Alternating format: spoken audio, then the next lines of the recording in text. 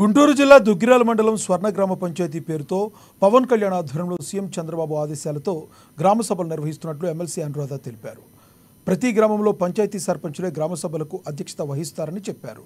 రాష్ట్ర వ్యాప్తంగా నిర్వహిస్తున్న గ్రామ సభల్లో భాగంగా దుగ్గిరాల మండలం రేవేంద్రపాడు పంచాయతీ ఆవరణలో మన పంచాయతీ మన సాధికారిత గ్రామ సభను నిర్వహించారు. 2019-24లో అధికారంలో ఉన్న వైసీపీ ప్రభుత్వం ఉపాధి నిధులు దారి మళ్లించిందని ఆరోపించారు. గ్రామాభివృద్ధికి లోటు బడ్జెట్ ఉన్నప్పటికీ కూడా ఎక్కడ వెనుకడుగు వెయ్యలేదు. అందుకనే ఆనాడు 2017-18లో మరి 50,000 గ్రామాల్ని కన్సిడరేషన్లోకి తీసుకుంటే ఎవరికి అవార్డు ఇవ్వాలి అనేది 83 గ్రామాలని సెలెక్ట్ చేశారు.